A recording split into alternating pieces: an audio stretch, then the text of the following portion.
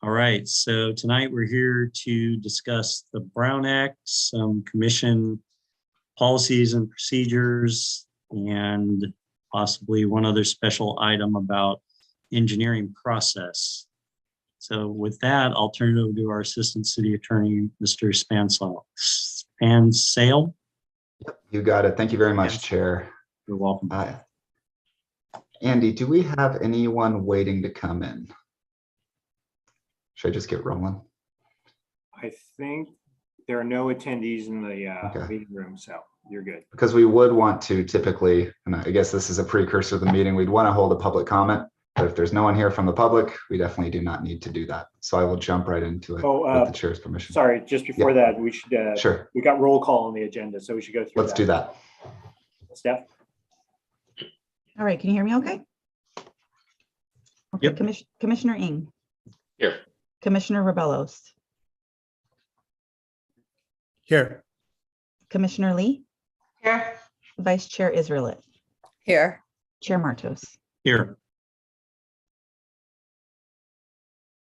All right, looks like everyone's here, so I will get started on the training. All right, I'm gonna share my screen, and please let me know if you are able to see this. Everything looks good? Okay, great. So thank you all again for sparing an extra hour here tonight. I know losing an hour at dinner time is not something that everyone wishes to do before their meeting, but I think it's important. And I think one thing that we always try to do is make sure that the Brown Act and the rules and procedures are always fresh in our mind, because ultimately what we're doing, as I know all of you hold paramount, is making sure that we're accountable to the public and that we're doing everything in the public's interest. And just to make sure that we follow the Brown Act will help us do that on a more regular basis, even though we already do. But we're going to make sure that we just understand those rules, because they can get a little bit complicated.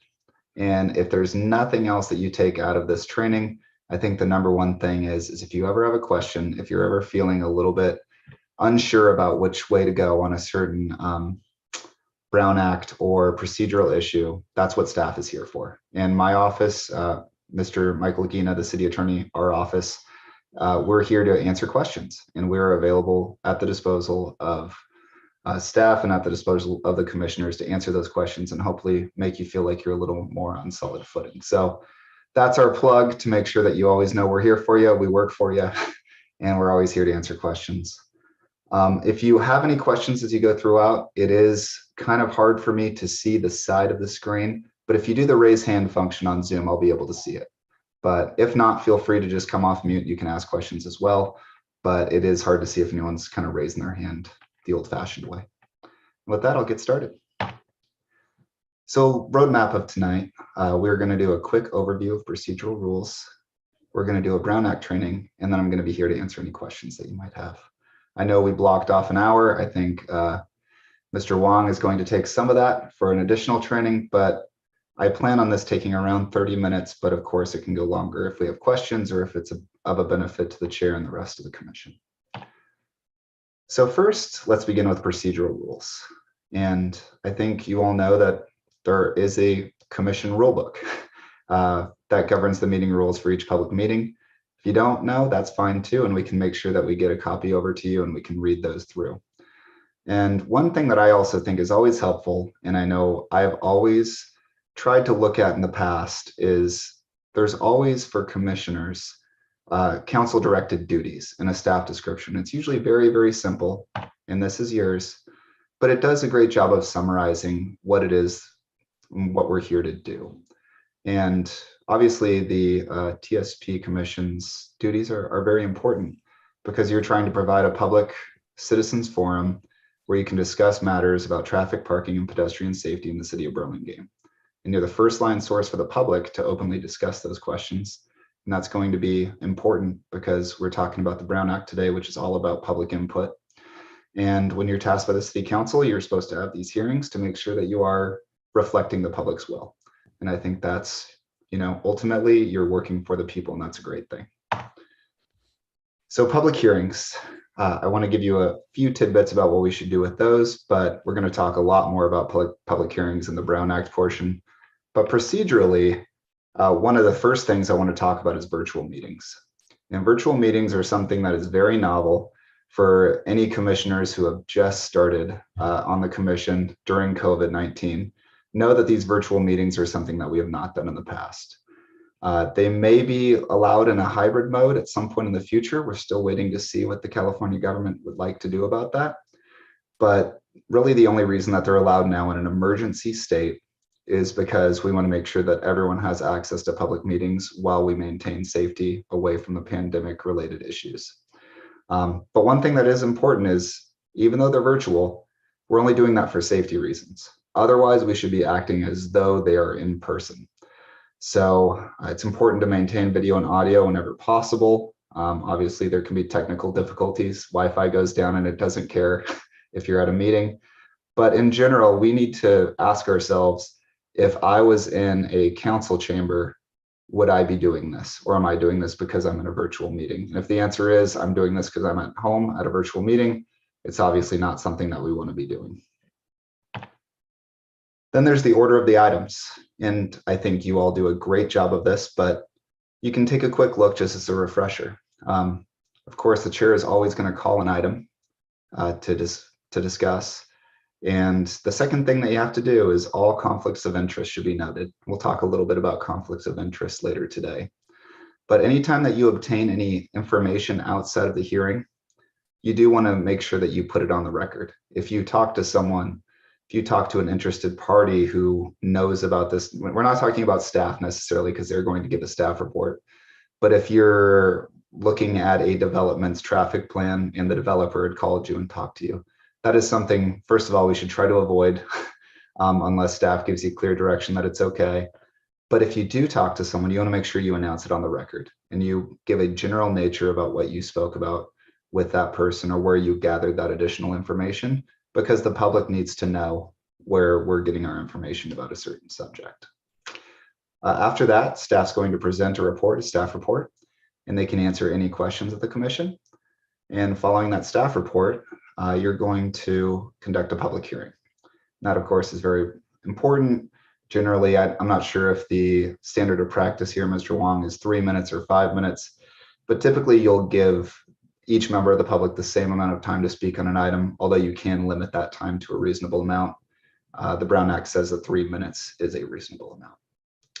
Then we'll close the public hearing, discuss the item, and eventually the commission will take action. That can be vote. You can continue the item. You can give staff direction about what you would like to see for them to come back with. There's a variety of things you can do, but that is generally the last step. So what should we avoid at public hearings?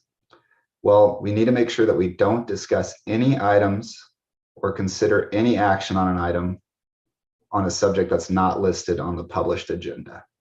So a lot of times you may get members of the public coming to talk to you about something that's happening in their neighborhood, and it may be very important, but you can't take action on it because the rest of the public didn't know that you were going to talk about it that night, and that would be an issue with the Brown Act.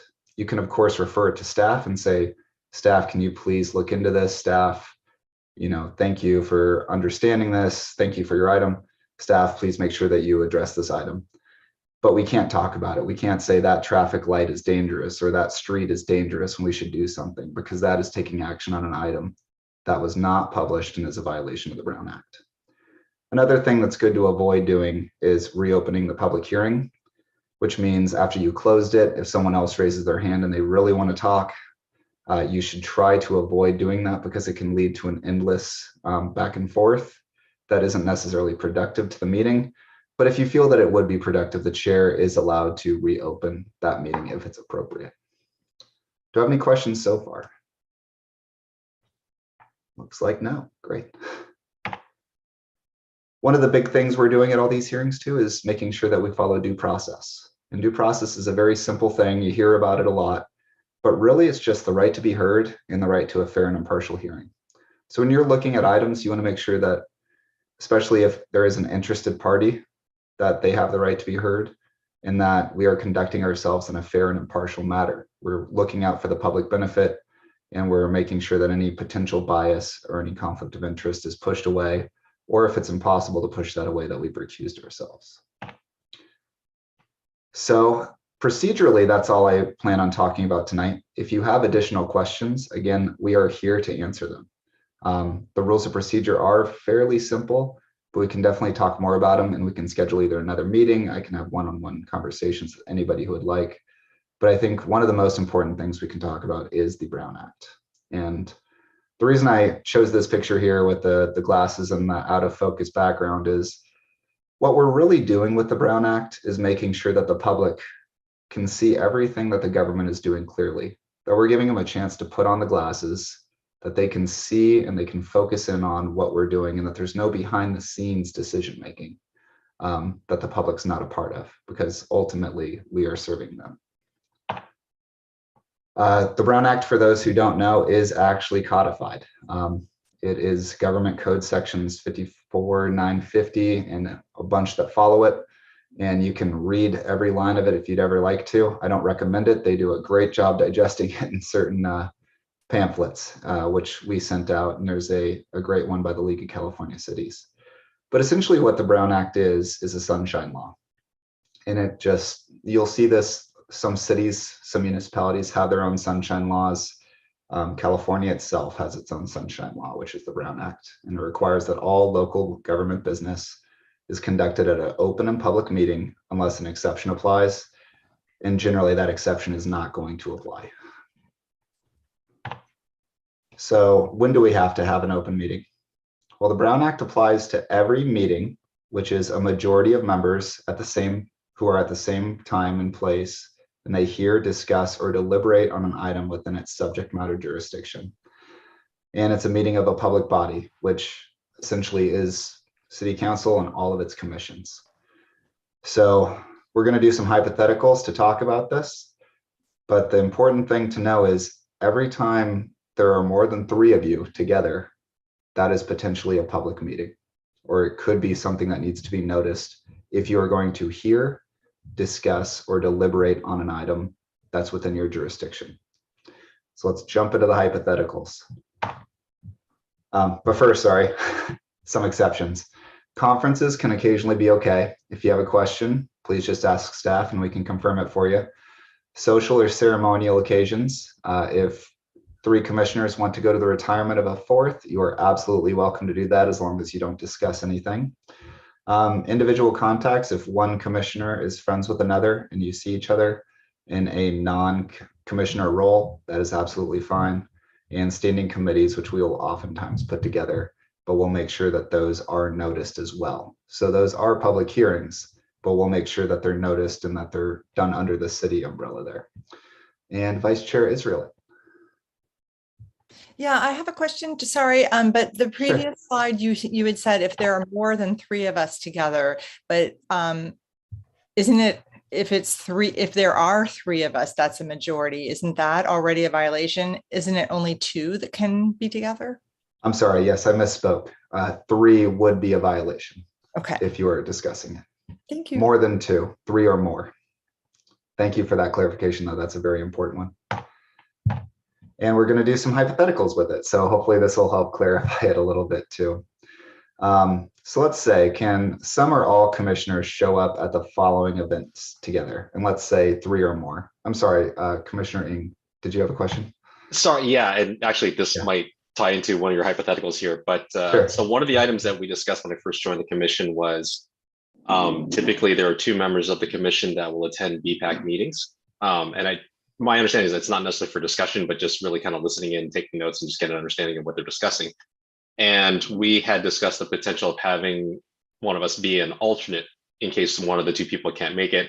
And then sort of decided, let's not do that. It might be a violation if it happens to be everybody shows up at the same time. But does it apply if you're just listening rather than actually participating, deliberating, or discussing?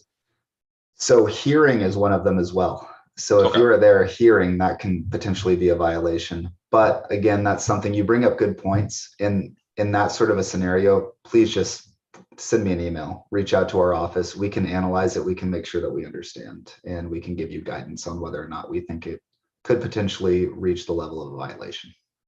Okay, thank you. Thank you. Commissioner Lay. Hi, yes, on the same note, if I was not available to attend as a subcommittee member, the oven. So I wasn't available to attend as a subcommittee member to the BPAC. I think it'd be great if Commissioner Ang could attend. And we are not voting members of that BPAC. We are only there to listen, learn, and give comment, but we can't vote. So I would think that two of us there, any random two, would be fine. Well, how do you feel about that? Sure, any two is generally fine because it is two and not three, and it would not be a majority. But I think the reason that there is some concern would be that if you do get three there just by accident because those two are alternating, or one person just wants to do a first part of one item and then BPAC continues it and they start talking about the same item the next time, now we know how three commissioners would be ruling on an item. So that is why it could be an issue. And again, it's something that staff can analyze. And in a lot of scenarios, maybe it's okay, but you just never want to be in that scenario when it's not. Okay, so as long as there's two, we're fine. As long as there's two, you're fine, unless those two are constantly shifting to the point where they'd both be giving their input on a single item. Thank you. Of course. All right. So let's use some of that knowledge and let's see if we can go through some of these hypotheticals together. So can some or all commissioners show up at the following events together? First, we'll start with a city council meeting. How about a community wireless meeting hosted by AT&T, briefing with planning staff, or a holiday party? I'm not going to make you actually answer any of them. I don't like to do that. I got enough of that in law school with the Socratic method. So I'm going to give you the answers. Oh, you want to try? I think you should be mean. No, absolutely not, Vice Chair. I can't do that. All right. So the answers are at a city council meeting, you could show up together generally because you're not going to be able to make an action on anything that's there because it's already going to have been past your level. Community meeting hosted by AT&T, likely not. I mean, maybe, but again, you have to make sure that you're not listening to anything that's within your purview. If there's three or more of you there, or anything within your jurisdiction that you could be listening to and potentially give any sort of sway on. A briefing with planning staff, and I didn't give enough details here, but let's say the briefing with planning staff was about a large item that included both planning and the teaspoon, then there would be an issue there. But at a holiday party, of course, you could all attend.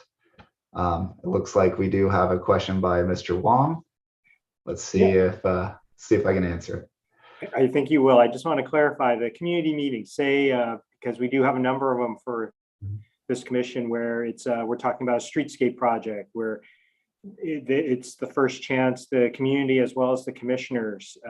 Do we have to do anything special to that? We usually just tell the commissioners they're not allowed to talk about it at the meeting, but if they're all there in attendance, they can kind of absorb the information, ask questions if they were a member of the public, but they couldn't take any action really as a commissioner other than, I think we have them at the beginning of the meeting where we announce, who's been in attendance, council members, former council members, and we'll point out commissioners. But is there any difference between that and your second one?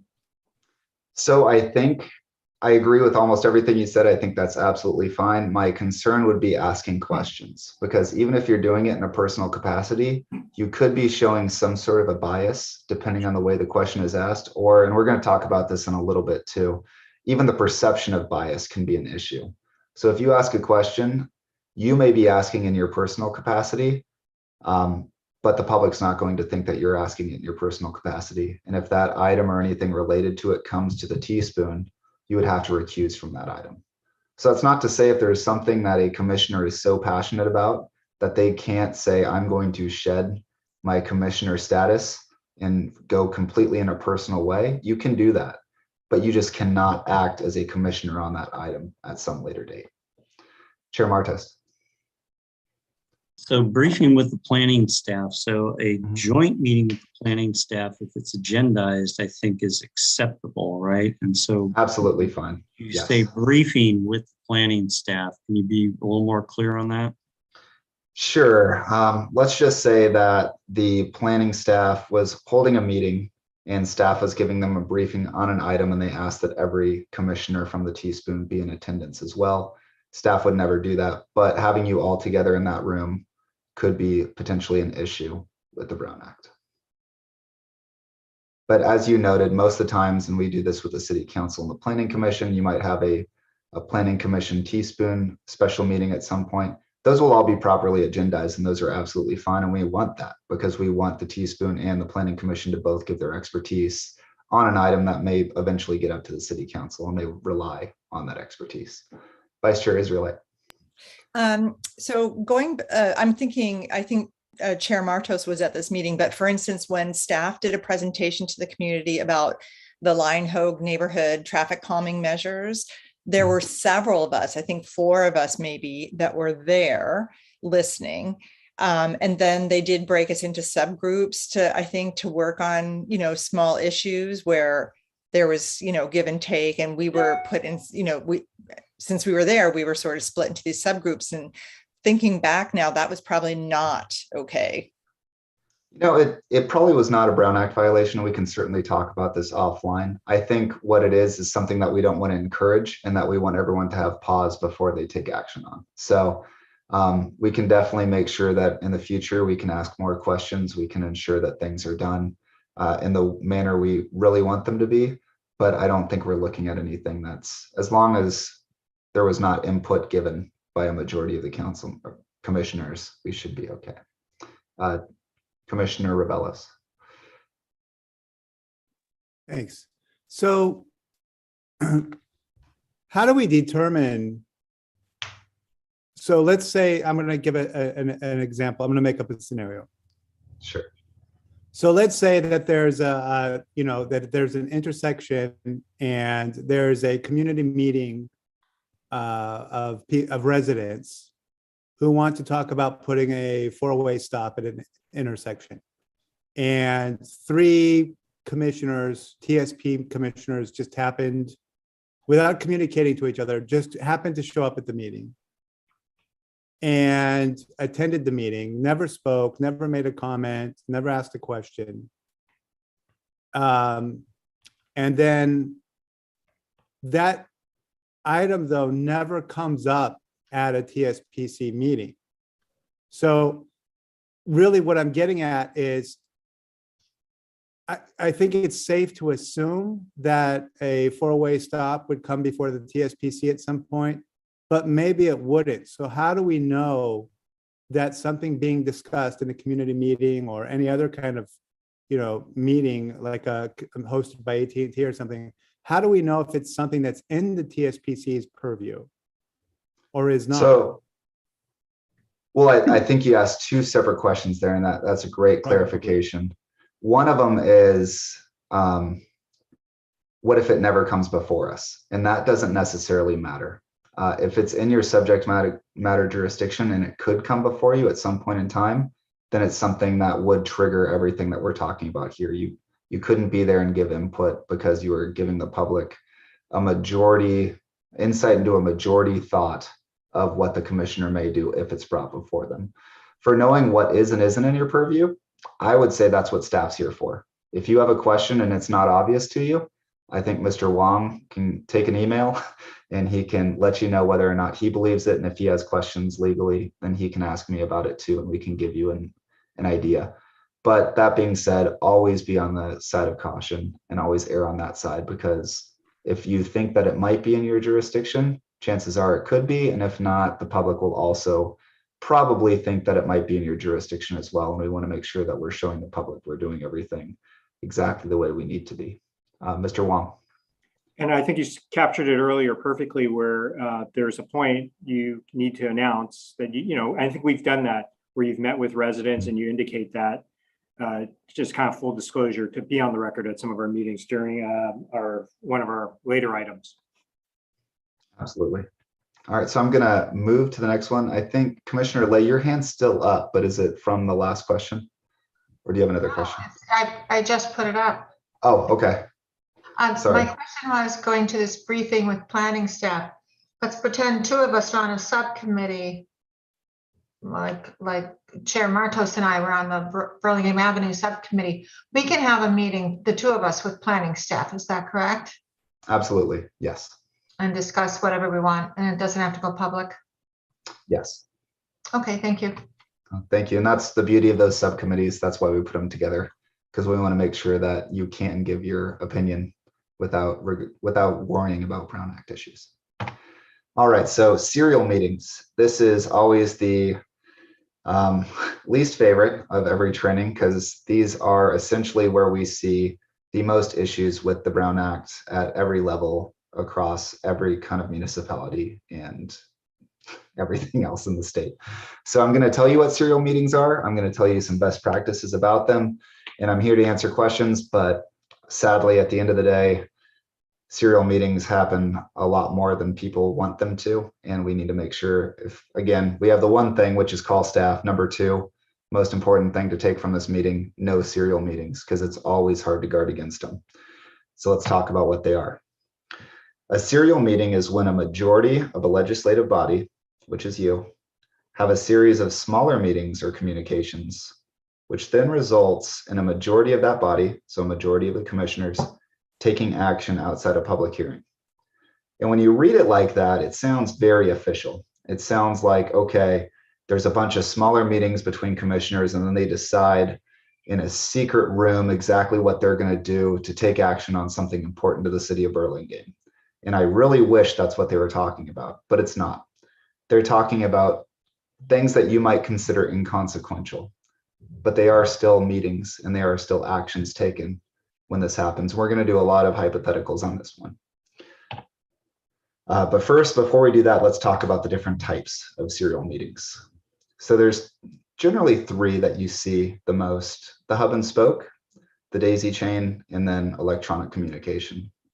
Unfortunately, with all that technology, that last one there, emails and texts, it's typically where you see this happen the most. But a hub and spoke serial meeting is where a staff member, let's say myself, reached out to each of you, the commissioners, to ask, what do you think about item A?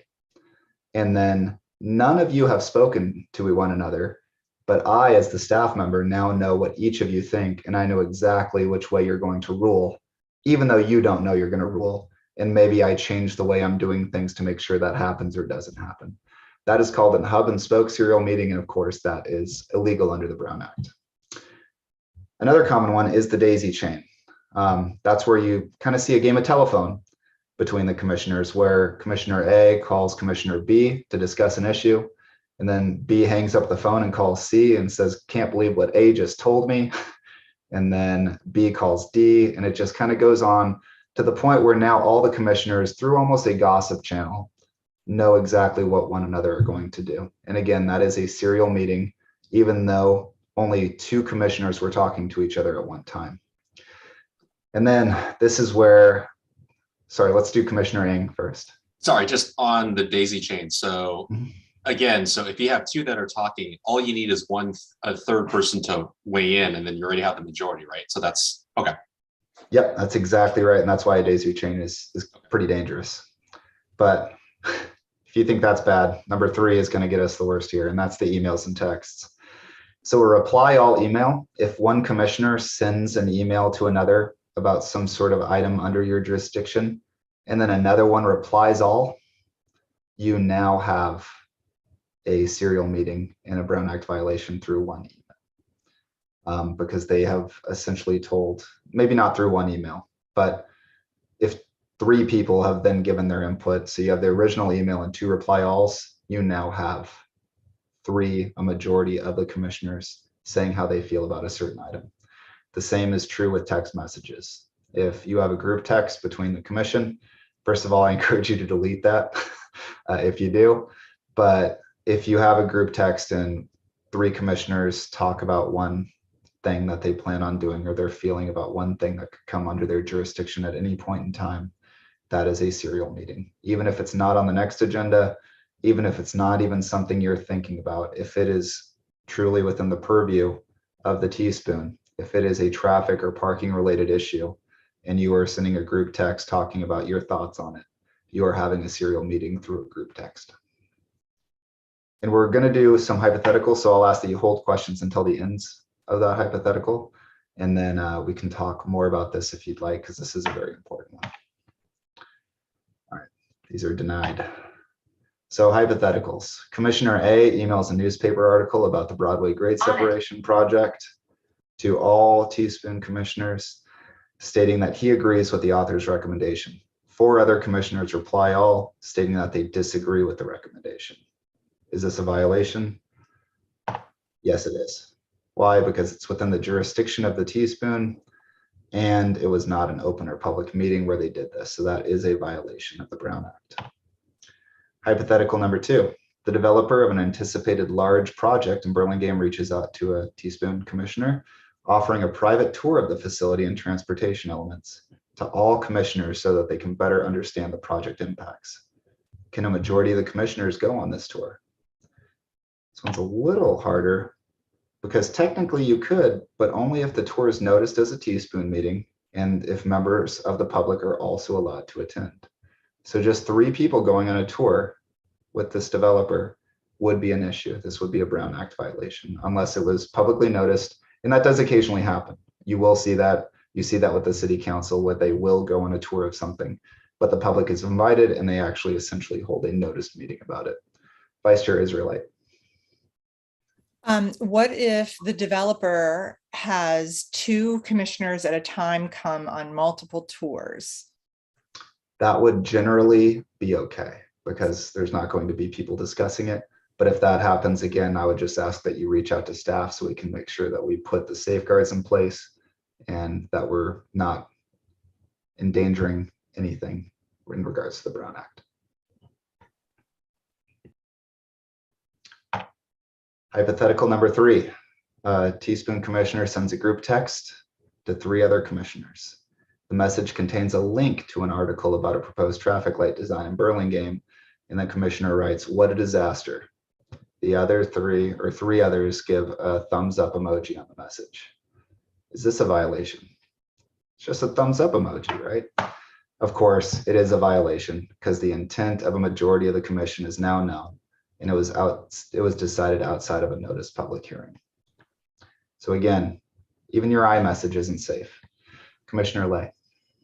Yes, if you just sent the article with no comment whatsoever, is that fine? You are inviting danger by doing that because it's very hard for people not to do it. I think the best way to handle that would probably be to send Mr. Wong the article, and Mr. Wong could send it out and make sure he bolds and says, "Please do not reply all, but I thought you might be interested in reading this." That would be the best way to do it, not on a group text. Thank you. Of course. Mr. Wong, did you have something to add to that? Saw your hand shoot up there. No, I was going to answer that the same way, talk about that. But the one thing is, could I acknowledge, say Commissioner Lee sent me some information and she forwarded it to me and I forwarded to the rest of the group. Can I acknowledge that Commissioner Lee did it, or is that showing your hand, so to speak? You can. I mean, we are, depending on the way the article is written, if it is an opinion piece that states something that's very critical or positive about a certain item, that might be giving an idea of what Commissioner Lay believes is the case on here. So I wouldn't recommend it. But what I would say is one of the commissioners emailed me this article and asked that I send it to the rest. Okay. And I think that would be fine. That's at least making it less or making it more anonymous. So those are all the hypotheticals. Do we have any other questions on serial meetings? No. Okay. Let's Chair Martos. I see you looking for that hand mark there. Yeah. So we do form these committees to study things. When we have 2 on the committee, a third can't send an email or a text inquiring or stating an opinion on the subject matter that the 2 on that committee are studying. Is that right? That's a violation. That's like a serial meeting. Is that correct? That is very close to a serial meeting, if not a serial meeting. Okay. It is something that we would very strongly discourage you from doing. Okay. Whether or not it was an actual Brown Act violation in a serial meeting would probably take some analysis and would be fact dependent. but it is something that we would discourage for sure. Let's go with Commissioner Rebellos. Thanks. So I have two questions. Okay. So along the lines of the daisy chain concept, what if a lobbyist or a member of the public calls a commissioner or meets a commissioner, just out, bumps into one on the street, asks, hey, I'm interested in having this, I'll use the stop sign scenario, right? I'm interested in having a stop sign, a four-way stop at this intersection. Are you in favor of it? And then I give my comment to that person. Then they go to the next commissioner, they go to eventually all 5 commissioners. And again, they're either a lobbyist or they could be a member of the public. Does that violate this daisy chain? Because now they know, and then they communicate what they know to each commissioner individually. So that is a danger. If they are communicating that idea to every commissioner, then we are looking at a Brown Act violation, even though it's from the public. Okay. We obviously can't control what members of the public are doing at any point in time, so we can't always safeguard against that. But if, for example, the second commissioner hears, well, I heard Commissioner Rebellos is all for it, what do you think? We know that we're looking at a Brown Act violation. That second commissioner should really make sure that they understand the ramifications of telling them what they think, because likely the next person's going to get a phone call with 2 commissioners' opinions. So it's something that I would recommend you safeguard against. And again, theme of the night, let staff know. If you say, hey, Right. I heard from this person and he told me that Chair Martos believed this and that Vice Chair Israelite said this, we know we're looking at someone who's potentially going to get us into a Brown Act issue. Makes sense. All right, Vice. Oh, So I sorry, have did you have another question? Yeah. Second question, yeah. So what about media? So let's say, for example, I'm working on a project in Los Angeles and it involves a bike lane. And I say, this kind of, and either through, a blogger might interview me or quote me, or maybe there's a tweet where I say, I support this bike lane in Los Angeles. This is why I support the bike lane. It's outside the jurisdiction of Burlingame.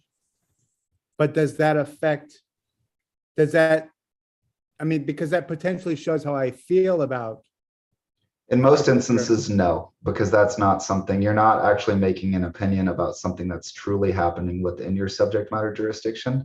Now, there can be certain cases where you are so passionate about something that a member of the public might believe you would never be able to change your mind on a certain issue.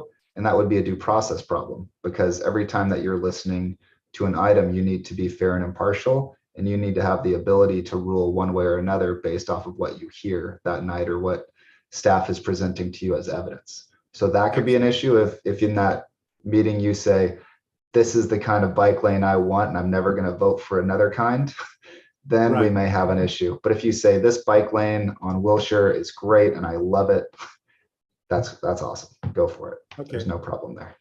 Thank you. All right, Vice Chair Israelite. Going back to Chair Martos's earlier question, because if we have subcommittees of 2, really, I think what I'm hearing maybe is that no one outside of that subcommittee should really be proffering suggestions or weighing in, even if they're not talking to both of them at the same time, because then it's not a group of 2 that's working on a project.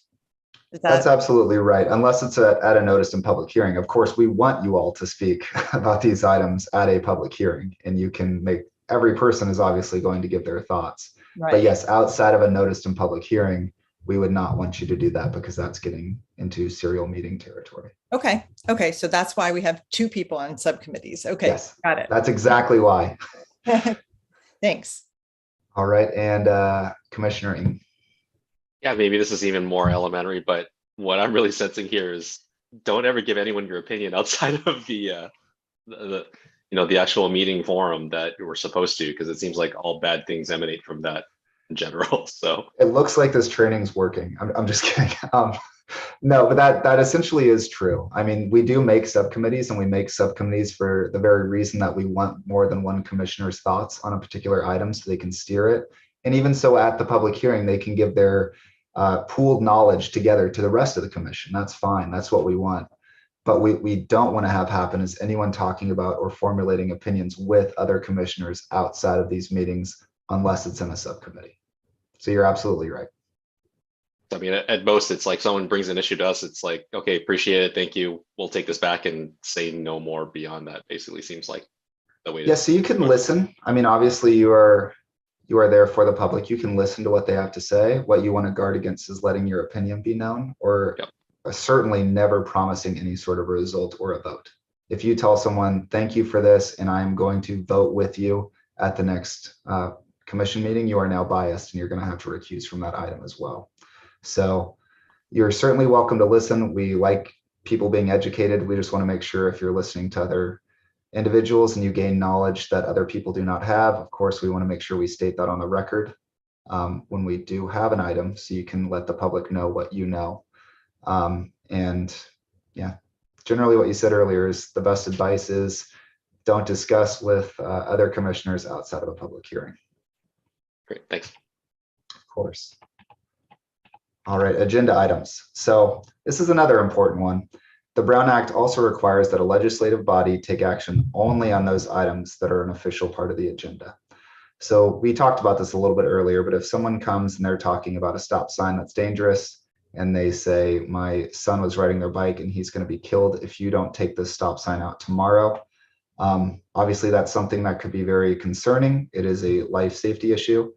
Typically, the best course of action in this instance is to direct them to staff and say, please email Mr. Wong with your concerns, and we'll make sure that staff can look into this. What you can't say is, I hate that intersection too, and we need to get a stop sign. Can I get a vote?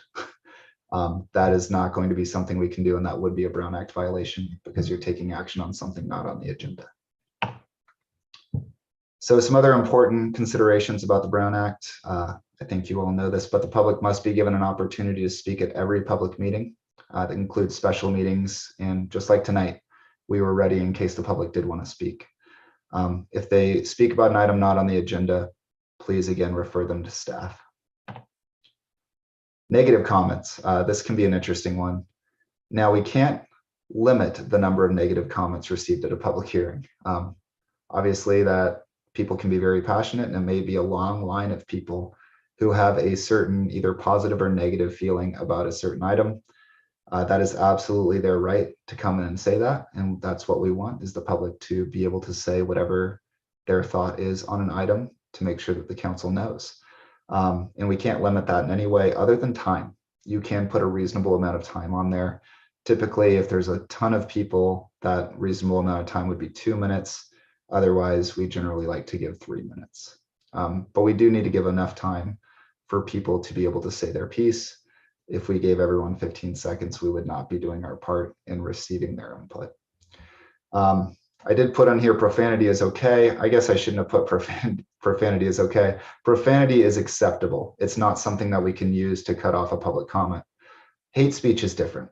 So again, this is something that staff can monitor for you. It's not something that you necessarily need to keep in line. But I just want to make sure that people understand, if someone has a personal problem with a member of staff or a member of the commission, and they say, Commissioner A is just not reasonable, I hate him, and they're terrible, that's not enough to kick them out of the meeting. They're allowed to say that piece. That is a member of the public speaking about their item at a public meeting. But again, hate speech would be a different category, and we can take care of that. So hypothetical here, commission knows that over 50 people plan to attend tonight's meeting to speak about a controversial item. Can the commission limit the amount of speakers? Can they say, we're only going to do 10? Sorry, Chair Martos, did you want to answer, or do you have a question? I had a question about, Sure. what did you guys say on the last slide? Personal attacks, Yes. hate speech, or personal attacks. In my document that was given to me, personal attacks would be ruled out of order. Is that correct? So personal attacks, if they are attacking you based on something outside of your decision making and what you believe. And I'm sorry, I think a hypothetical would be easier. If they said Chair Martos is absolutely awful because he hates every person who rides a moped in the city and he can't do anything about mopeds, and I hate him for that. Again, that might be a personal attack, but it's a personal attack about something that's related to the commission. If he starts talking about race, gender, sexual orientation, any of these protected issues, we are now delving into hate speech in those personal attacks. And that's something that we would not allow. That's something that we would remove a person for doing. But if the anger is limited to the decisions that are being made at the council meeting, typically we would err on the side of caution. There is no actual bright line rule other than hate speech that I know of. We could make other decisions, but I would say this is something that staff can generally handle and can make the decision, so the chair does not have to, or at least could advise the chair. But I know that's not the perfect answer, Chair Martos, but. So I've heard in the past, Yes. Mr. Wong did not do his job. Mr. Wong did not do this. Mr. Wong did not do that. And in previous years, when I was chair, I interrupted the speaker and I told them, let's focus on the issues, not on behavior of staff, so that, you know, we could discuss just the issues and not, you know, personal concerns that they had. Was I out of order to state that that was out of order? I don't know if you're necessarily out of order, Chair Martos, Okay. and thank you for offering that that example. I think generally, if you were to kick that person out immediately because they had said that, I think that would be an issue. I think that's something that we cannot do. It is your meeting as the chair. You are supposed to guide it to make sure that everything is heard that you need to hear. And certainly we can encourage people that attacks on staff is not going to really benefit the meeting. I think that's absolutely fine. But again, it is a judgment call, and I'm going to have to defer to the old lawyer adage of it depends, and it's going to be very fact dependent. So I apologize for that. But obviously hate speech is okay, or is not okay, but profanity generally is. So if someone's just swearing and that's upsetting to us, but it's not so over the top that it's actually making the meeting unbearable or for the rest of the members of the public, then we probably would allow it, or at least we'd allow the person a chance to correct their behavior before we kick them out. Commissioner Lay, and then I'll ask after this. I'm not sure this is one that we want to spend too much time on because we are getting close to the end of the meeting, but Commissioner Lay. Yes, just going back to poor Mr. Wong, we're going to pick on you. If someone was picking on Mr. Wong strictly in his staff position, not in any personal way that they don't like his eyeglasses or whatever. If it was just that the member of the public was complaining that they felt Mr. Wong wasn't doing his job, or doing it personally, or we weren't doing our job or doing it correctly, not an attack because I have red hair or I'm a woman. Is that acceptable? Generally, it's acceptable. Yeah. Mr. Wong, I see you unmuted. Do you want to add anything to that? No, I was just going to add that that's fair game, although I've taken our harassment training just yesterday, so I know the 17 protected classes that we have, and no, that's not one of them. Yeah. So we do have Mr. Wong's unfortunate permission that he can be attacked for his engineer capacity. But again, this is something that staff will generally intervene on. And if, of course, there is a repeat type of behavior with a single person, we can analyze that and make sure that we do not allow it to continue, or at least address that person to let them know, you know, where the limits are. But here, I'm going to try to rush through these because I know you have a regular meeting coming up very soon. The hypothetical for this, no, you cannot limit the amount of people, but you can limit the amount of time that they have to speak. Conducting the meeting, it's always very important to be fair and impartial. We have to exercise disinterested skill, zeal, and diligence, and it has to be primarily for the benefit of the public. And then, of course, we can't be biased. So what is bias? Bias is either a personal or financial interest in the matter. Family members count too. So that means if your wife or your husband or your partner has a personal or financial interest in the matter, that's also going to exclude you, and you're going to assume their bias. Even if you completely disagree with it, even if you're very against it, you unfortunately are wed to that bias. So you cannot escape it. And if you've already made a decision, and I think we talked about this a little earlier with Commissioner Rebellus's question, if you're showing someone else that you've already made a decision on this, if you are predetermined to walk into that meeting and someone already knows how you're going to vote, not that they think you're going to vote a certain way based off of past votes, but they know you're going to vote a certain way because of what you said in a blog, because of what you said on social media, you are now biased and you cannot act on that item.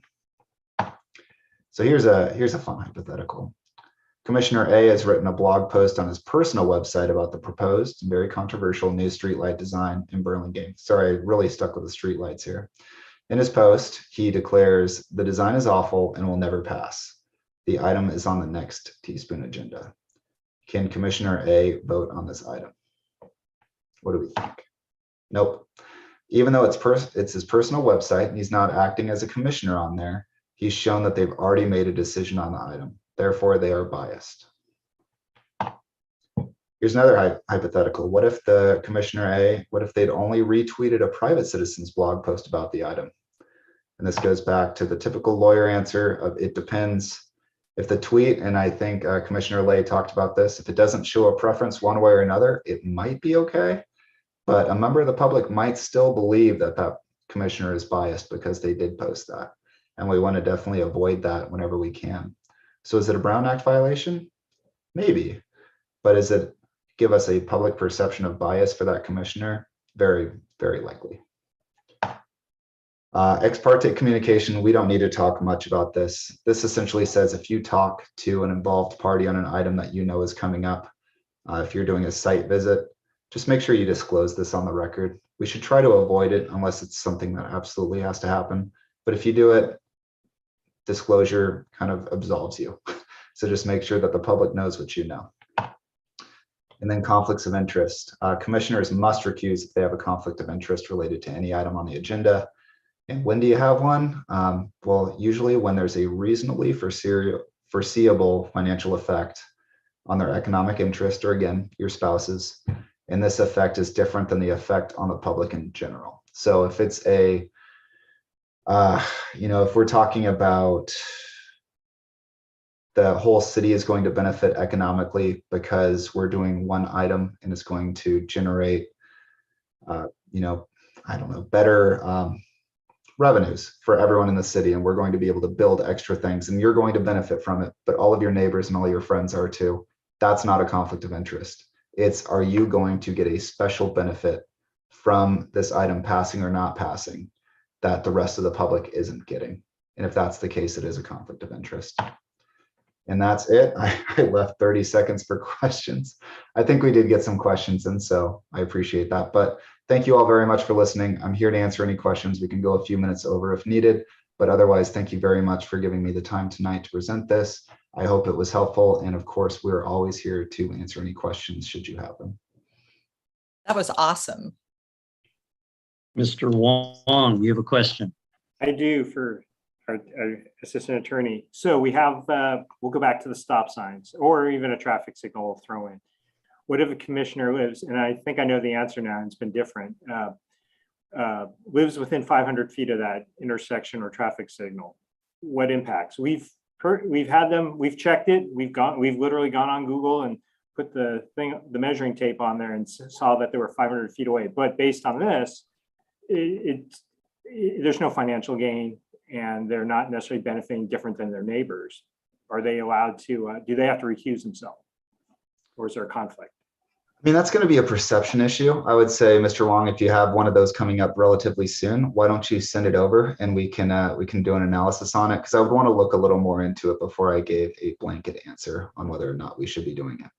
Okay.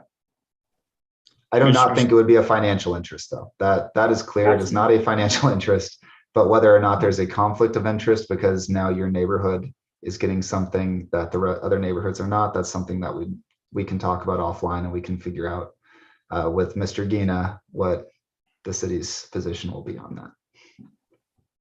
All right. Thank you, Mr. Spansale. Commissioners, could I have a motion to adjourn? Somebody? I move that we adjourn our meeting. Thank you. Is there a second? Through the chair, Good. before you Yes. finalize the Yes. motion, we'll go over our item at another point then, just going. Yeah, over we'll that. table We'll that table item. it. Okay, and that item was, Mr. Wong, refresh everybody's memory. There was a question asked by the commission of the role in some of the projects, especially since we have plenty of the projects Right. coming up. Right. Okay, very good. Thank you All all. right. Thank you All so right. much. Thank you very Thank you. much. It was Thank you, great. Tom. Meeting night. adjourned, and we will go on to stop the recording.